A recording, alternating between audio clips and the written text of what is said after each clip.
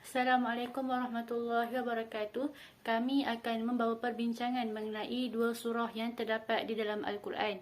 Yang pertama, surah At-Tahrim. Surah ini merupakan surah yang ke-66 dan berada pada juzuk yang ke-28 di dalam Al-Quran.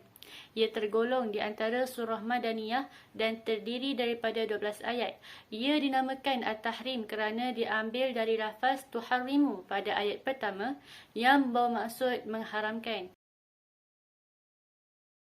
Antara input-input utama yang dibahaskan di dalam surah ini ialah yang pertama, larangan mengharamkan apa yang dihalalkan oleh Allah. Yang kedua, kewajipan membebaskan diri dari sumpah dengan membayar kifarah. Dan yang ketiga, kewajipan memelihara diri dan keluarga dari api neraka. Surah At-Tahrim yang mengandungi 12 ayat boleh dipecahkan ke keluarga dalam memelihara ahli keluarganya daripada diazab oleh api kan.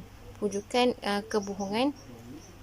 Dan kelompok perbincangan yang kedua iaitu daripada ayat 4 hingga 7 berkisahkan tanggungjawab seseorang ketua keluarga dalam memelihara ahli keluarganya daripada diazab oleh api neraka, iaitu dengan menjaga akhlak yang mulia dan sentiasa bertaubat kepada Allah SWT.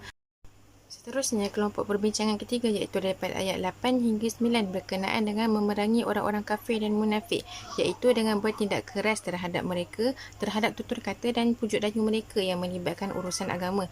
Dan perbincangan kelompok ayat yang terakhir iaitu daripada ayat 10 hingga 12 berkenaan dengan perumpamaan atau perbandingan di antara wanita mukmin dan wanita kafir, iaitu daripada hasil perbandingan adalah keimanan seseorang wanita itu tidak dapat diukur daripada kedudukan ahli keluarga atau kaum kerabatnya yang istimewa seperti Nabi dan Rasul, kerana di akhirnya keimanan seseorang itu tidak dapat dibantu oleh orang lain melainkan dirinya sendiri.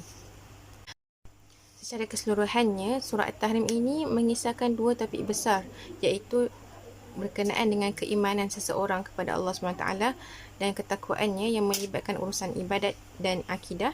Dan yang keduanya iaitu berkaitan dengan Baitul Muslim, kekeluargaan dan contoh wanita mukmin yang boleh dijadikan tauladan di dalam Al-Quran. Surah yang kedua ialah surah Al-Qalam. Adapun surah Al-Qalam ini merupakan surah yang ke-68 di dalam Al-Quran, iaitu pada juzuk yang ke-29. Ia terdiri daripada 52 ayat dan surah ini diturunkan di Mekah. Dan disebabkan itu ia dinamakan surah Makkiyah. Al-Qalam yang menjadi nama surah ini membawa maksud pena sebagai satu seruan kepada umat Islam untuk menimba ilmu. Ia juga dikenali sebagai surah Nun kerana dimulai dengan huruf hijaiyah, iaitu huruf Nun pada awalnya. Antara tema yang menjadi perbincangan di dalam surah ini ialah yang pertama, ia merupakan jawapan terhadap penentangan musuh Islam. Yang kedua, ia berupa nasihat kepada kaum musyrikin Mekah serta nasihat dan pujukan kepada Nabi Muhammad SAW untuk sentiasa bersabar dalam berdakwah. Seterusnya iaitu surah Al-Qalam. Seperti mana yang kita ketahui, surah Al-Qalam ini terdapat 52 ayat yang mana di dalamnya terdapat 7 kelompok yang perlu kita ketahui. Baiklah, kelompok pertama iaitu ayat 1 sehingga 7 yang mana menceritakan tentang akhlak dan peribadi pemimpin yang baik. Persoalannya, siapakah pemimpin itu? Sudah tentulah Nabi Muhammad SAW. Keseluruhan ayat 1 hingga 7 ini menceritakan bahawa orang musyrik menuduh Rasulullah itu adalah orang yang gila.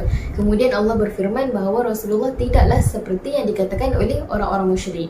Rasulullah adalah orang yang paling mulia akhlaknya, seperti mana firman Allah di dalam surah Al-Ahzab yang bermaksud, demi sesungguhnya adalah bagi kamu pada diri Rasulullah itu adalah contoh ikutan yang baik. Seterusnya, kelompok yang kedua iaitu ayat 8 hingga 16 menceritakan tentang akhlak dan peribadi orang-orang yang fasik dan kafir.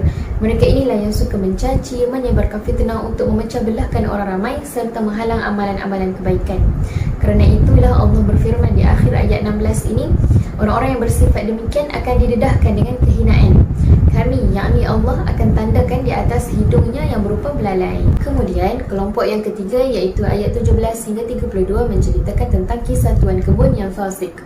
Secara keseluruhannya, kisah ini menceritakan tentang pemilik kebun yang tidak bersyukur atas nikmat yang Allah telah berikan kepada mereka, dan mereka juga mempunyai niat yang jahat untuk menghalangi orang-orang miskin daripada mendapat hasil kebun itu.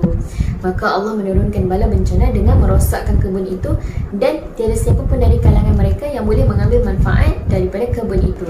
Seterusnya, kelompok keempat iaitu ayat 33 menceritakan tentang azab seksa di dunia untuk orang yang ingkar perintah Allah adalah berat, tetapi azab seksa di hari akhirat adalah lebih berat. Secara keseluruhannya, ayat ini adalah berupa peringatan untuk umat manusia. Kemudian, kelompok yang kelima iaitu ayat 34 hingga 36 menceritakan tentang balasan baik bagi orang yang bertakwa.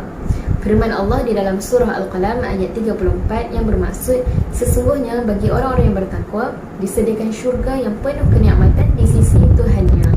Seterusnya, kelompok keenam iaitu ayat 37 hingga 50 menceritakan tentang larangan tergesa-gesa mengharapkan kejayaan dalam usaha berdakwah.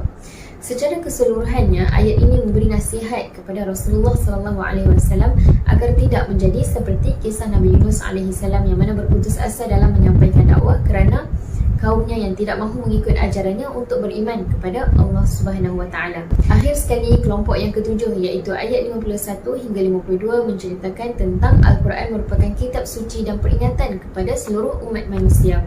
Oleh itu, pengajaran yang boleh kita ambil dari surah Al-Qalam ini ialah janganlah kita mengikuti akhlak orang-orang musyrik. Yang harus kita jadikan teladan adalah Nabi Muhammad SAW. Sungguh kita adalah orang yang paling rugi jika kita tidak ambil ibrah dari kisah-kisah yang Allah telah ceritakan di dalam surah Al-Qalam ini. Itu sahaja daripada saya. Wassalamualaikum warahmatullahi wabarakatuh.